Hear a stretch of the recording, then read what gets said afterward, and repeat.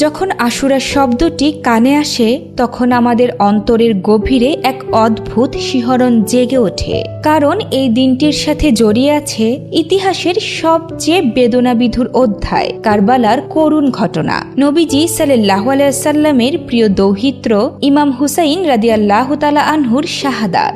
কিন্তু আমরা অনেকেই হয়তো জানি না এই দিনটি ইতিহাসের আরও নানা ঘটনার সাক্ষী। এই দিনটি শুধু মুসলিম উম্মার জন্যই নয়, বরং পূর্ববর্তী নবীদের উম্মতের জন্য ছিল বিশেষ দিন। আসুন আজ আমরা আশুরার প্রকৃত ইতিহাস জানি, কেন এই দিনটি আমাদের জন্য এত গুরুত্বপূর্ণ এবং কিভাবে আমরা এই দিনকে সম্মান জানাতে পারি।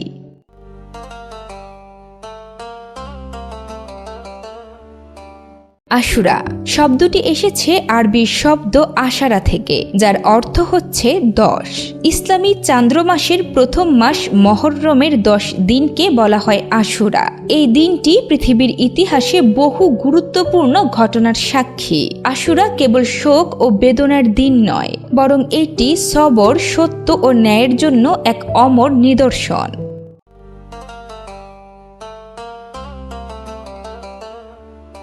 হযরত নূহ আলাইহিস সালামের নৌকা জুদি পাহাড়ে স্থিত হয়েছিল এই আশুরার দিনেই, এবং হযরত মূসা আলাইহিস সালামকে আল্লাহ ফিরাউনের কবল থেকে মুক্ত করেছিলেন। সাগর 2 ভাগ হয়ে গিয়েছিল, বনি ইসরাইল পার হয়ে গিয়েছিল, আর ফিরাউন সাগরে ডুবে গিয়েছিল এই দিনেই। এই আশুরার দিনেই হযরত ইব্রাহিম আলাইহিস সালামকে নমরুদের অগ্নিকুণ্ড থেকে মুক্তি দেয়া হয়েছিল। একই সাথে হযরত আইয়ুব আলাইহিস সালামের রোগ মুক্তি হয়েছিল এই দিনেই। আশুরার দিনেই হযরত ইউনুস আলাইহিস সালাম মাছের পেট থেকে মুক্তি পেয়েছিলেন। হযরত ইয়াকুব আলাইহিস সালামের দৃষ্টি ফিরে আসে এই আশুরার দিনেই, এবং হযরত ঈসা আলাইহিস সালামকে আসমানে উঠিয়ে নেওয়া হয়েছিল আশুরার দিন। কিন্তু প্রিয় ভাই ও বোনেরা, সবচেয়ে হৃদয় বিদারক ঘটনা ঘটে এই দিনে, আর তা হলো কারবালার প্রান্তরে ইমাম হুসাইন রাদিয়াল্লাহু তাআলা আনহুর শাহাদাত। 61 হিজরির 10 মুহররম কুফার ময়দানে অন্যায় ও জুলুমের বিরুদ্ধে দাঁড়িয়ে তিনি শহীদ হন। তার রক্ত আজও আমাদের সত্যের পথে অনুপ্রাণিত করে।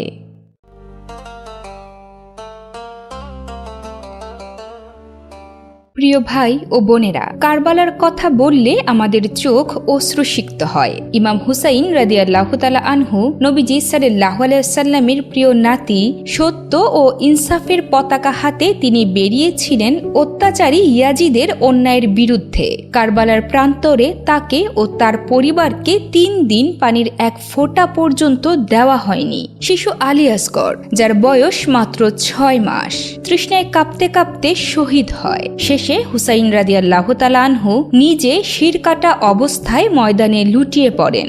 সেই রক্তাক্ত মাটি আজও আমাদের সতর্ক করে, অন্যায়ের বিরুদ্ধে রুখে দাঁড়ানোর শিক্ষা দেয়।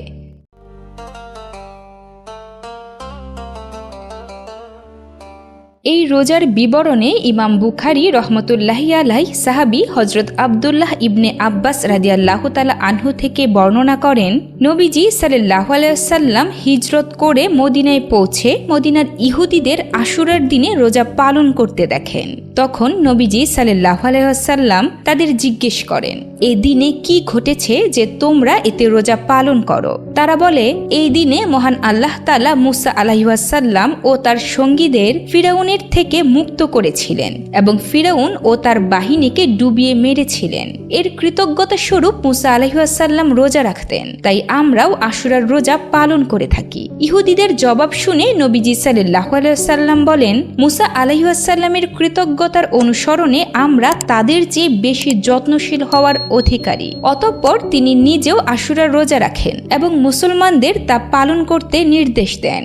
রাসূলুল্লাহ সাল্লাল্লাহু আলাইহি ওয়াসাল্লাম এই রোজা নিজে পালন করেছেন এবং উম্মতকে রাখার প্রতি নির্দেশ করেছেন, তাই তার অনুসরণ করা আমাদের জন্য অনেক গুরুত্বপূর্ণ।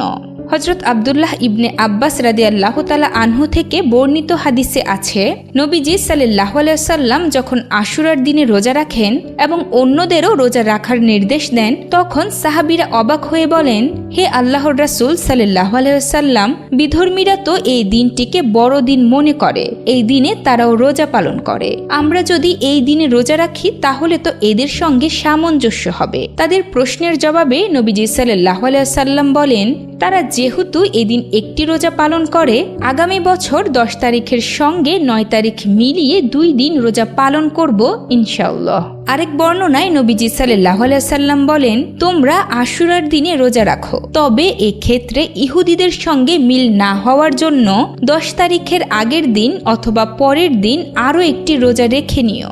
এই হাদিসগুলো থেকে জানা যায় যে আশুরায় 2টি রোজা রাখতে হবে।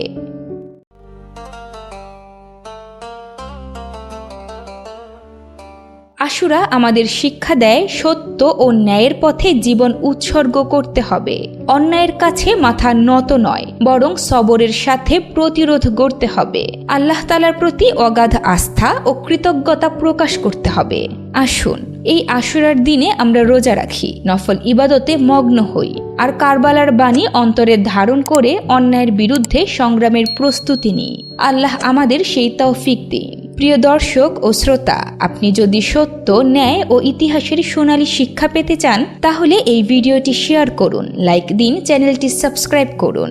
আল্লাহ আমাদের আশুরার প্রকৃত শিক্ষা অনুসরণ করার তৌফিক দিন। আমিন।